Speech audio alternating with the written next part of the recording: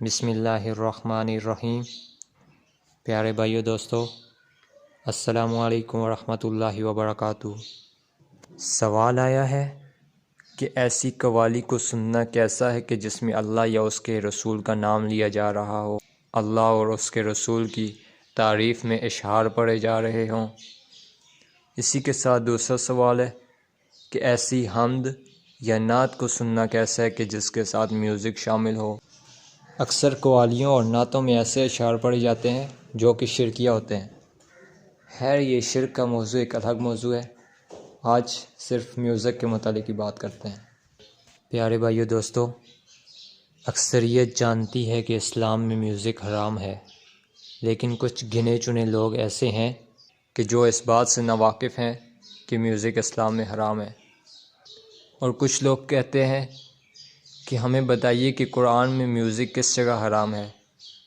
دیکھیں کہ میوزک کے الفاظ قرآن میں واضح طور پہ نہیں آئے ہوئے، لیکن ان لوگوں کو اس بات پہ غور کرنا چاہیے کہ قرآن میں اللہ پاک فرماتے ہیں اطیعوا اللہ و اطیعوا الرسول، اطاعت کرو اللہ کی اور اس کے رسول کی، یعنی اللہ اور اس کے رسول کی بات مانو۔ پھر سورہ نساء کی ایک اور آیت میں اللہ پاک فرماتے ہیں جس نے رسول کی اطاعت کی اس نے یقیناً اللہ کی اطاعت کی۔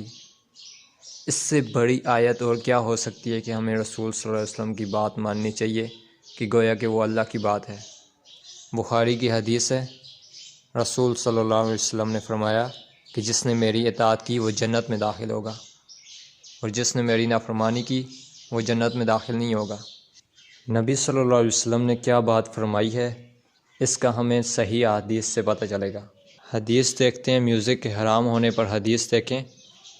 صحابی بیان کرتے ہیں کہ میں نے رسول صلی اللہ علیہ وسلم کو فرماتے ہوئے سنا، میری امت میں کچھ ایسے لوگ ہوں گے جو ہلکی قسم کے ریشم، شراب اور آلات موسیقی کو حلال سمجھیں گے۔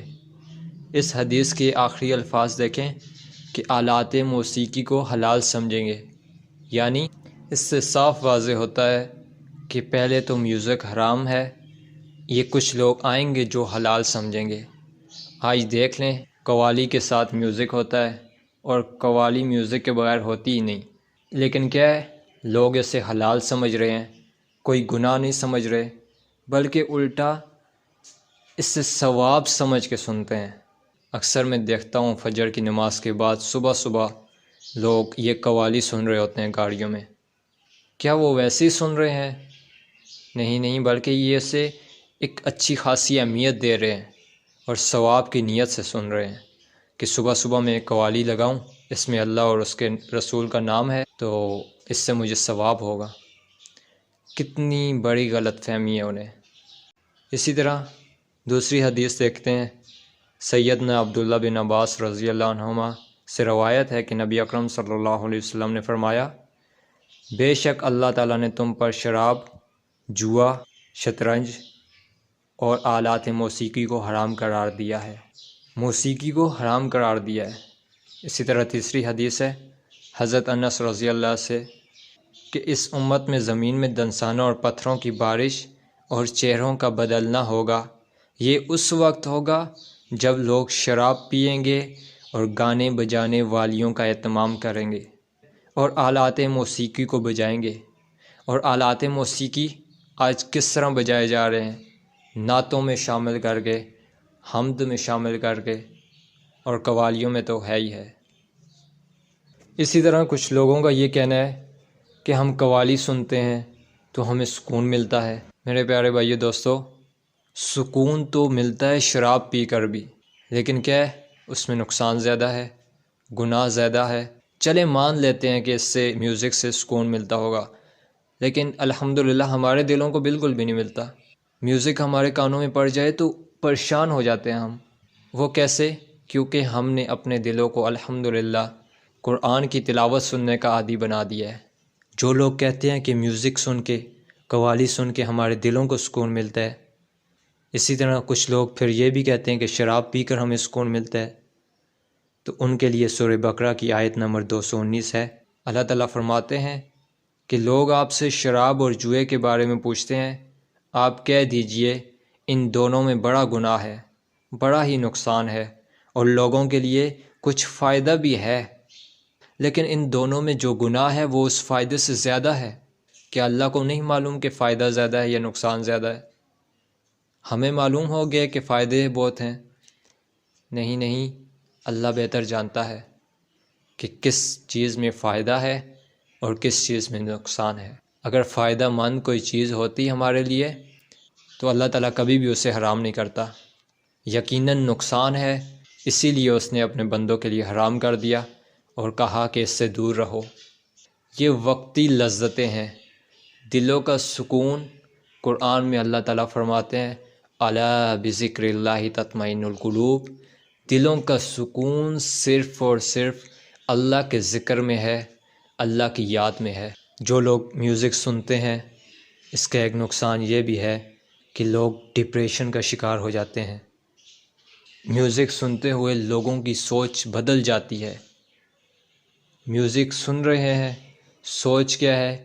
ہواؤں میں اڑ رہا ہے بندہ، آسمان میں گھوم رہا ہے، وہ زمین پہ تو اس کے پاؤں لگتے ہی نہیں، خیالوں ہی خیالوں میں وہ کہاں سے کہاں پہنچ جاتا ہے، اور میوزک سننے والا بندہ عیاشی کی طرف مائل ہوتا چلا جاتا ہے۔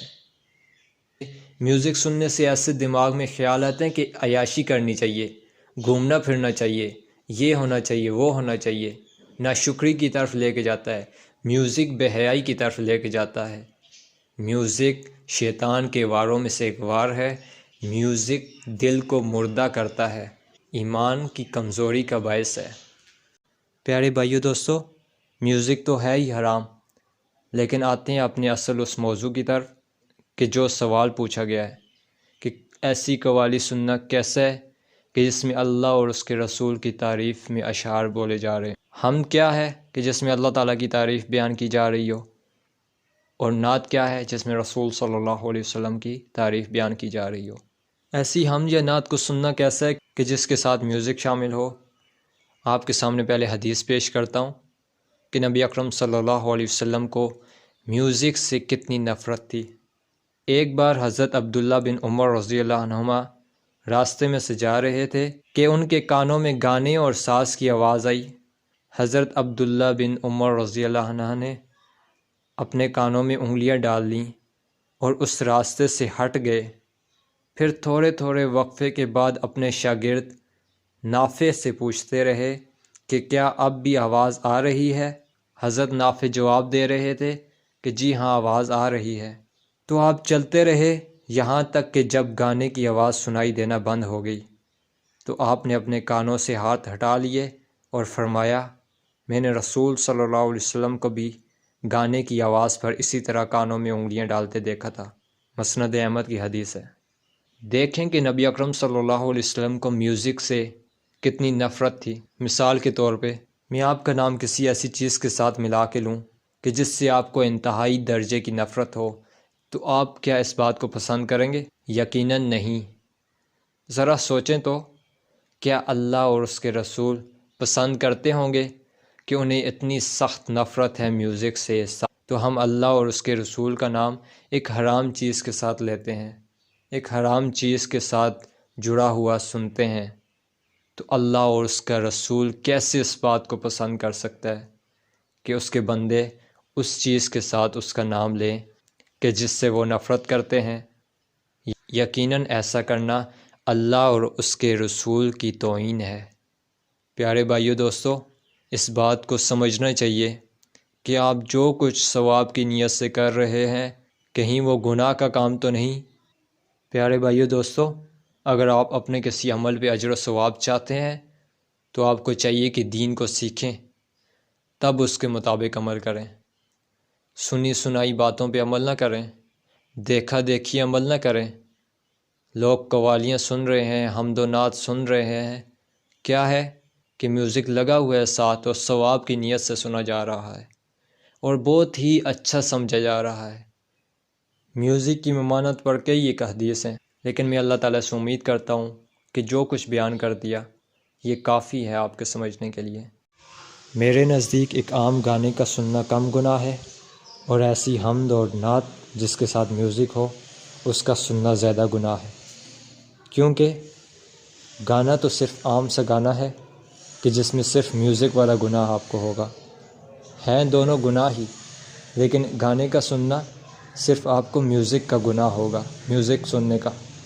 لیکن حمد اور ایسی نعت جس کے ساتھ میوزک شامل ہے، اس میں دو گناہ ہیں۔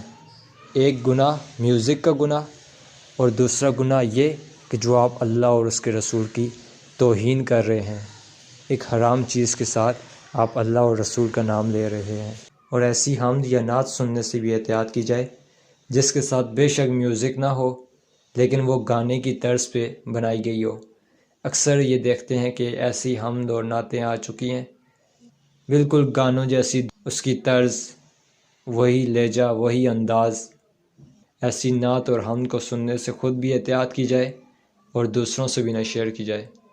جتنا سننے کا گناہ خود کو ہونا ہے، اتنا ہی آپ کو گناہ شیئر کرنے پہ بھی ہوگا۔ بلکہ جب ایسی کوئی چیز آگے شیئر کی جائے گی، اور یہ تو گناہ جاریہ ہوگا، جیسے کہ صدقہ جاریہ ہوتا ہے جس کا اجر و ثواب انسان کو مرنے کے بعد بھی ملتا رہتا ہے، اسی طرح گناہ جاریہ ہوگا۔ آپ میوزک والی کوئی چیز آگے شیئر کرتے ہیں تو جب تک وہ لوگ سنتے رہیں گے، آگے کاپی کر کے اسے آگے شیئر کرتے رہیں گے، تو آپ کے اکاؤنٹ میں مرنے کے بعد بھی گناہ آتے رہیں گے۔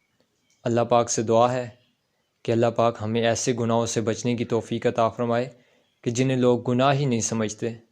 اللہ پاک ہمیں دین کی صحیح سمجھ عطا فرمائے اور اسی کے مطابق عمل کرنے کی توفیق عطا فرمائے۔ اللہ پاک ہمیں ایسا بنا دے کہ ہم اسے پسند آ جائیں، آمین۔ اس ویڈیو کو صدقہ جاریہ کی نیت سے دوسروں سے شیئر کریں۔